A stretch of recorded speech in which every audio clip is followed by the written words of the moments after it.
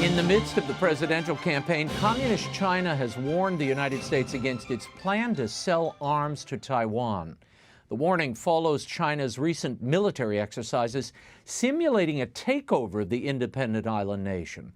Given all the noise in the lead-up to the presidential election, what are we missing when it comes to U.S.-China relations and human rights?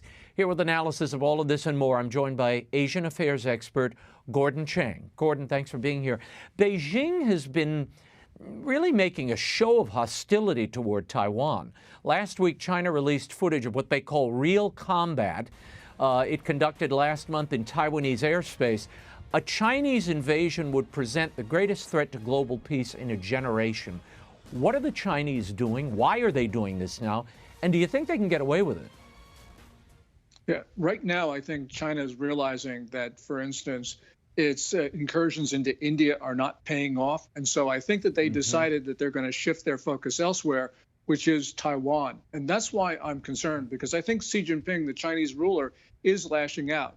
Now, a lot of what China is saying is bluster, but nonetheless, as James Lilly, the former U.S. ambassador to Beijing, said, China always telegraphs its punches. And that's what it's doing right now. So we need to deter China.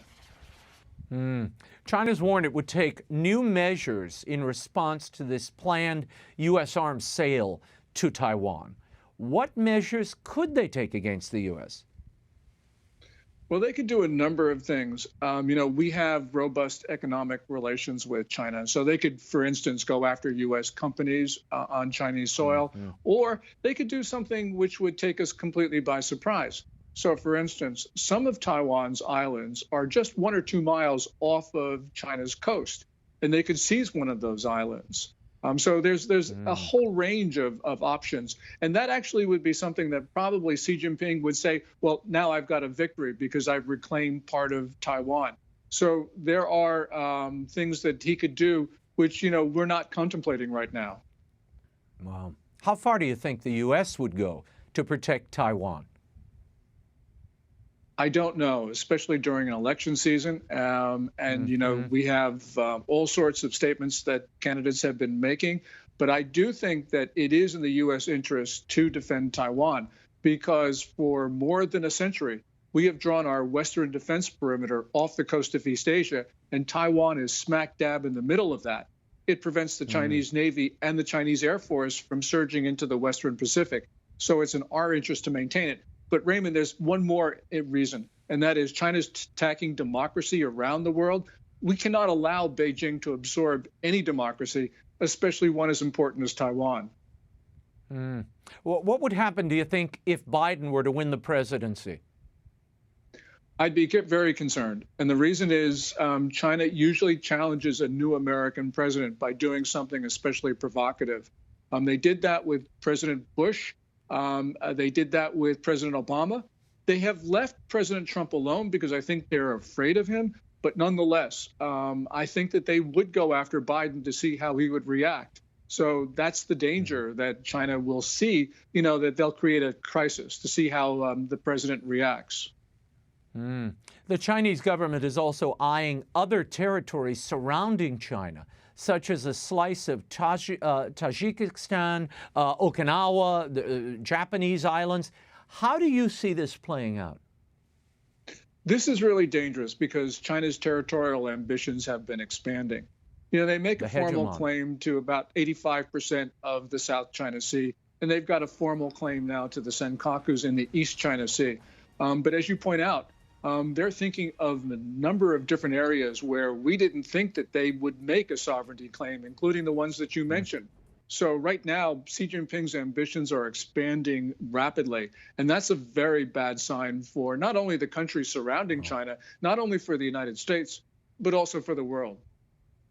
This week, Secretary Pompeo issued a press release on the UN Human Rights Council's embrace of authoritarian regimes and criticized the UN General Assembly for once again electing countries with aberrant human rights records, including China, Russia, Cuba, to the Human Rights Council.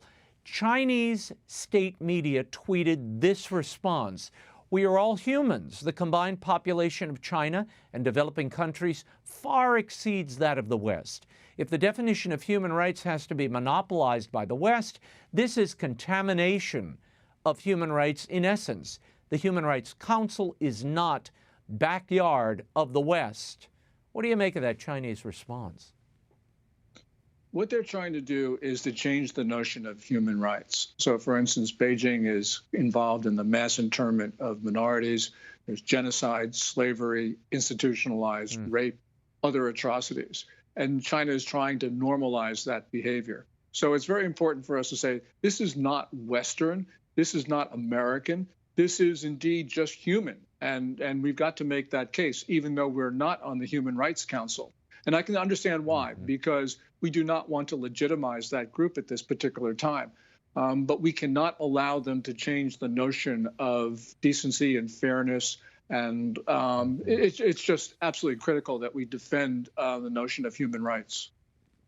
And North Korea just had another ballistic missile display on Saturday, while its leader, Kim Jong-un, was seen crying and apologizing to his people on the same day for not creating a better economy. On Wednesday, Secretary of State Mike Pompeo was asked about how concerned he was given this missile launch. Listen. Well, yes, absolutely. It's important to know that when a nation builds out its missile program, the most important thing they do to make sure that it's actually functional is to test those missiles. You should know that the Chinese Communist Party conducted more missile tests last year than the rest of the world combined.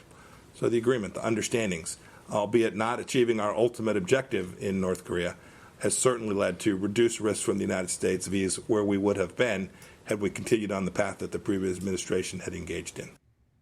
What do you make of Secretary Pompeo's response, Gordon, and what is North Korea up to? Well, North Korea has been fast developing both its nuclear weapons and its ballistic missiles. What we saw on Saturday, which was the 75th anniversary of the founding of the Korean Workers' Party, was really worrisome because that missile, which has been dubbed the Hwasong-16, actually can reach all parts of the United States with a bigger payload than the one they tested in November 2017, which itself could reach Key West. So, right now there is no place that is safe in the U.S. And what the North Koreans are doing right now is developing launchers with more ability to carry bigger and bigger payloads and to carry decoys. So they can hold us at ransom. Going back to China, the Vatican-China deal will be renewed this month. What do you believe, Gordon, is driving the Vatican here? They are rhapsodic about renewing this deal. We have the Secretary of State, Cardinal Parolin, saying we've got to do this. This is in the best interest. We're in dialogue, and this is a good thing. Well, it's not a good thing because the original agreement, which was signed in September 2018, China violated it from almost the very moment that the ink was dry. And I think what we're going to see in China is that Catholics are probably going to desert the official Catholic Church, which is run by Beijing, and probably move to unofficial house congregations where they pray on their own. This is what Protestants have done, and I think we'll see the Catholics do the same thing. Yeah, no, the sad thing is that underground church that has existed these many years, they've been exposed now. And the underground church, because of this action from Rome, a lot of these people are being tracked, they're being rounded up. Even the scripture itself is being deformed. So I just don't see how this is a good thing or a move forward for faith of any people, but certainly those in the dire straits that they find themselves in China. Raymond, I couldn't agree with you more. This is a setback for Christianity in China, certainly a setback for Catholicism. China has made it clear that it is the enemy of faith. And I don't believe that there is a possibility for the church to compromise with China. So I think Pope Francis is absolutely wrong on this. And I think history will judge that this was a mistake of great proportions.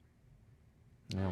We shall leave it there. Gordon Chang, thank you so much. You can visit Gordon at gordonchang.com for the latest insights, his articles on China, North Korea, and much more. Thank you. Thanks, Raymond.